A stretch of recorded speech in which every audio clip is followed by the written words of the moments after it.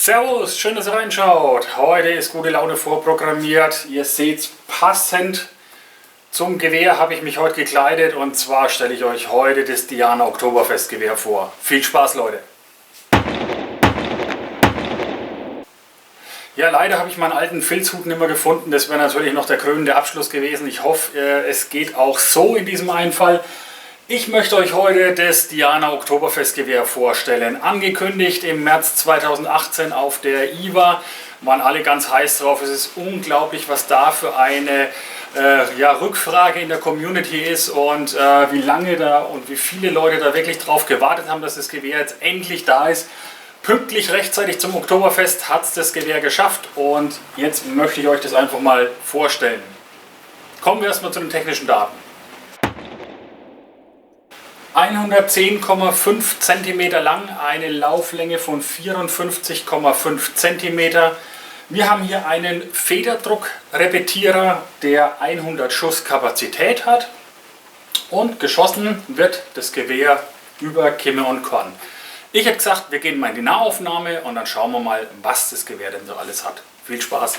Hier vorne dran seht ihr das Laufende mit der aufgesetzten Kimme. Hier das kleine Stöpselchen, das ziehe ich später mal raus, da kann man dann die Kugeln nachfüllen. Ihr seht den 54,5 cm langen Lauf. Den Buchenholzschaft um einiges dunkler als die Fotos, die ihr kennt, beziehungsweise die Videoaufnahmen, die ich ja auch gemacht hatte auf der IWA. Das ist um einiges dunkler gebeizt. Mir gefällt es sehr gut. Ich mag dunkle Gewehre. Hier seht ihr die Diana Oktoberfest Plakette. Ihr seht den Abzug.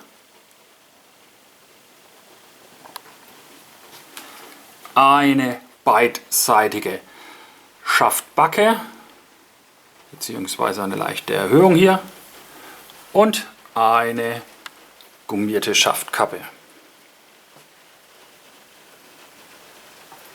Hier haben wir eine manuelle Sicherung. Momentan steht sie auf Feuer, jetzt steht sie auf Safe. Das könnt ihr euch entscheiden, das heißt, ihr müsst nicht nach jedem Repetiervorgang noch entsichern. Und hier dann einmal der Repetierhebel.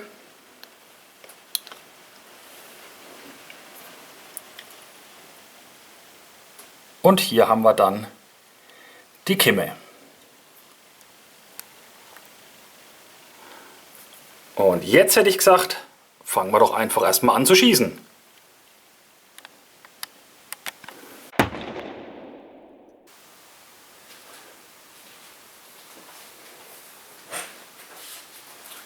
Also legen wir mal los. Im Normalfall steht man in der Kirmesbude. Ich kann es leider nicht komplett hier abbilden.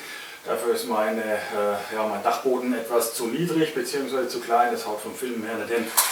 Deswegen machen wir das jetzt im Sitzen.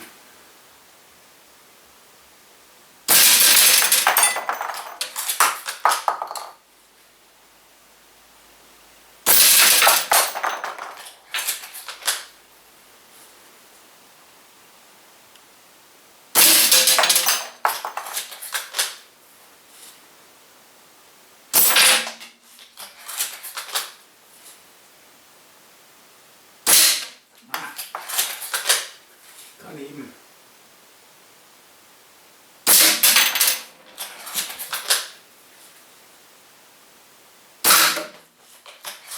Ja, das war cool, ne? Mit Magnet, ey, das macht mir mal nach.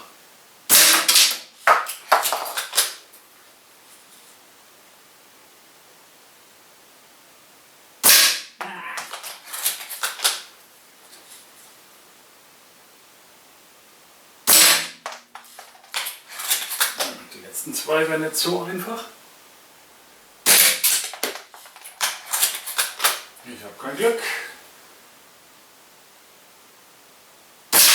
Aha. Noch mal der beste Schütze. Also gut. Und dann schießen wir noch einmal einfach auf die Erdbeeren in der Mitte, oder Himbeeren, dass sie auch wieder da sonst Berechtigung haben. So, wie ihr gesehen habt, man kann sich richtig geil austoben mit dem Ding. Mal ein paar Fehlschüsse dabei, herrje. Im Stehend mit aufgelegten Armen ist es noch ein bisschen einfacher. Macht auf jeden Fall riesen Spaß.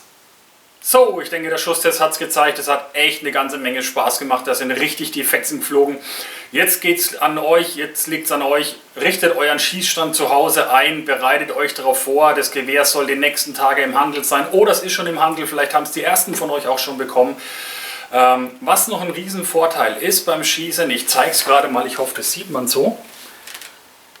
Die 4,4 mm Kugeln sind aus verkupfertem Blei und ihr seht, dass die richtig schön platt sind dann, wenn die im Schießstand auftreffen. Von den heute geschossenen 200 Stück ist mir eine einzige zurückgekommen. Ich habe noch nicht nachvollzogen, wo ich dahin geschossen habe, aber die meisten lagen so platt einfach im Kugelfangkasten drin.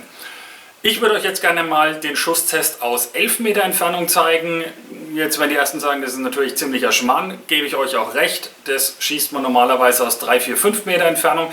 Aber bevor dann die Fragen aufkommen, wie präzise das Gewehr denn auf größere Distanzen ist, machen wir es der Vollständigkeit halber. Ich mache 10 Schuss, viel Spaß.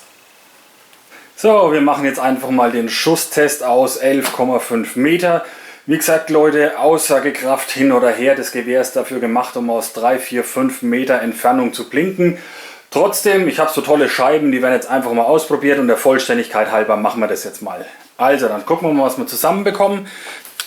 Ich habe extra größere Scheiben genommen, dass ich auch aus der Entfernung ein bisschen was erkenne. Also viel Spaß.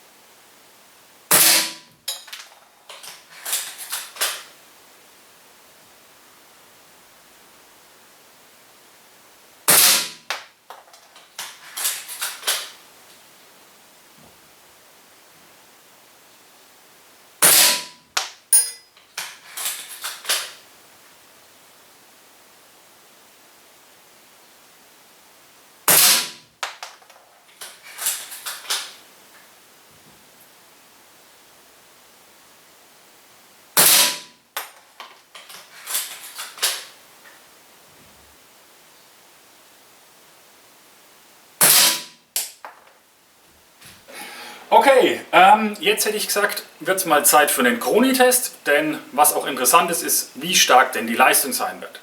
Los geht's. So, wir kommen jetzt zum Chronitest des Diana Oktoberfestgewehrs. 0,48 Gramm hat eine Kugel und wir machen mal 10 Schuss und los geht's.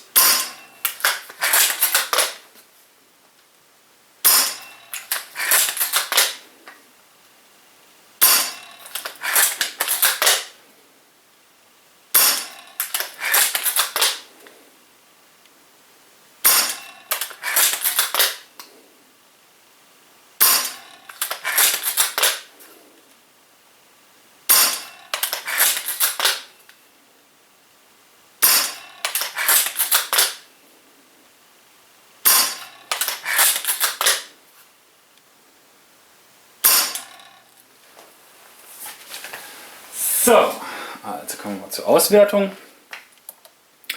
10 Schuss haben wir gemacht, durchschnittliche Energie 2,66 Joule, durchschnittliche Geschwindigkeit 105,47 Meter die Sekunde, von 100 Meter bis 100 knapp 9, Konstanz von 8,61, durchschnittliche Abweichung vom Mittelwert 2,52 Meter die Sekunde. Sollte aber auf diese kurzen Distanzen sowieso keinen großen Unterschied machen, ob dann ein Meter mehr oder weniger ist. Ja, 2,6, 2,7 Joule, absolut ausreichend für die Entfernung 3 bis 5 Meter. Natürlich Rundkugeln auf 11 Meter mit der Leistung, bedingt sinnvoll, aber macht draus, was euch Spaß macht. Ich würde euch jetzt ganz gerne nochmal das Repetieren zeigen. Dazu ganz kurz. Einmal Schutzbrille auf.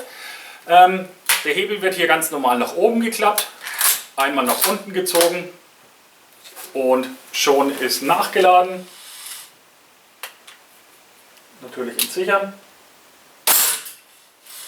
Und der Fuchs im Kasten ist gefallen. Nochmal das Ganze. Wichtig, ganz, ganz wichtig, das steht aber allerdings auch nochmal auf der Verpackung drauf, nie den Lauf nach unten halten, weil sonst rollt die Kugel, sage ich mal, nicht in die Kammer rein, dass man nachladen kann. Da gibt es einen Leerschuss, ist, denke ich mal, nicht so der Hit. So, und nochmal das Ganze. Also gerade das Repetieren fühlt sich, ich hatte ein bisschen zuvor die Bedenken, dass sich das alles ein bisschen wackelig anfühlt, aber das ist wirklich alles, ja, ich sag mal, richtig handfest. Da kann man auch richtig grob rangehen an die ganze Geschichte. Und los geht's. Zack. Und zack. Und zack. Im Lieferumfang bei dem Gewehr habt ihr noch ein Metallziel mit 9 Sternen. Das gehört dann eben auch noch dazu. Hier seht ihr die Munition, das ist jetzt die Großpackung mit 1500 Schuss. Es gibt noch eine Dose mit 750 Schuss. Das Schöne hier an der, ich zeige es gerade mal, nehmen wir mal das Gewehr. Hier oben zieht man einfach das ab. Die Packung hat das Schöne vom Nachladen her. Ich mache hier mit meiner Hand so ein bisschen so eine Mulde und schütte das dann rein. Und das funktioniert wirklich sehr gut mit dem Nachladen. Schon ist alles drin. Ich glaube, es gibt im Internet auch Speedloader. Ich denke, die werden dafür auch passen. Ist aber aus meiner Sicht nicht wirklich unbedingt notwendig, wenn man eben, ich sage mal, diese Großpackung hat. Bei der kleinen sind es in der Dose, da muss man eben mit der anderen Hand nachschütten. Mag natürlich auch funktionieren. Ich fand das so einfach sehr komfortabel. Tja, was kann ich sonst noch über das Gewehr sagen? Es liegt richtig gut in der Hand, also es wirkt in keinem Fall billig, auch wenn es ein günstiges Gewehr ist mit, glaube 180 Euro schlägt es zu Buche, aber dafür, dass man einen 100-Schuss-Repetierer hat und man hat wirklich auch ein richtig schönes Stück Holz, das richtig gut in der Hand liegt. Das Einzige, was mir noch ein bisschen gefallen würde, wäre es, wenn es hinten noch ein bisschen weiter runter gehen würde, dass ich es noch ein bisschen leichter in Anschlag nehmen könnte. Aber die ersten unter euch, wenn dann wahrscheinlich das Modden anfangen, hier eine kleine verstellbare Schaftkappe oder einfach ein bisschen eine verlängerte, dass eben auch größere Schützen dann auch sich ein bisschen leichter tun, wenn sie über Kimme und Korn in den Anschlag gehen. Kommen wir zu meinem Fazit. Was ich empfehle immer ist, setzt euch eine Schießbrille auf. Es kann doch mal eine Kugel zurückkommen und dann ist das Auge geschützt. Das macht auf jeden Fall schon mal ganz großen Sinn. Zum Gewehr. 180 Euro für einen 100-Schuss-Repetierer. Jeder, der die Schießbude mag, ist hier wirklich super mitberaten. Ich habe jetzt dem Ganzen noch keinen Langzeittest unterzogen. Ich weiß, dass der Hersteller dem Ganzen einen Langzeittest unterzogen hat. Und ich hätte es wohl nicht bekommen, wenn es nicht diesen Test bestanden hätte. Fehlfunktion hatte ich überhaupt keine. Das Repetieren ist wirklich auch für Grobmotoriker wie mich jetzt wirklich, geht es super von der Hand. Auch für schmächtigere Schützen ist es jetzt nicht so, dass das Spannen sehr anstrengend ist. Wichtig ist dabei, wie gesagt, immer schön den Lauf nach oben halten. Sonst kann man sagen, man hat ein wirklich schönes Stück Holz in der Hand. Es ist wenig Technisches dran, hat den Vorteil, kann auch weniger kaputt gehen. Der Abzug, dazu habe ich noch gar nichts gesagt, ist, ich sag mal, Schießboden-like. Also es ist jetzt kein Match-Abzug natürlich, aber es ist jetzt auch nichts für die kompletten Grobmotoriker. Der ist einfach dem Gewehr angemessen. Tja, was bleibt mir zu sagen? Jeder, der sie schon vorbestellt hat, ich drücke euch die Daumen, dass ihr sie bald bekommt oder dass ihr sie schon habt. Und sonst kann ich nur sagen, schaut, dass das immer irgendwo Test schießt oder bestellt euch einfach mal eine. Für 180 Euro ist nicht so viel kaputt gemacht. Nehmt die große Dose dazu. Erstens werdet ihr sie eh schnell verschossen haben und zweitens ist das Einfüllen damit echt um einiges komfortabler. So viel zum Gewehr. Sonst kann ich nur noch sagen, ich würde mich riesig freuen, wenn ihr mir einen Kommentar unter das Video setzt auf YouTube. Einfach, ob ihr das Gewehr schon habt, ob ihr es euch kaufen werdet, was euch gefällt, was euch nicht gefällt. Es wäre schön, wenn da so eine kleine Diskussion entstehen würde. Ich würde mich natürlich freuen, wenn ihr mir ein Like gebt für das Video, wenn es euch gefallen hat und wenn ihr beim nächsten Mal auch wieder dabei seid. Tja, das war's von meiner Seite aus. Das Warten hat sich wirklich gelohnt und jetzt viel Spaß. Alles Gute. Ciao, Servus, sagt der Gandhi.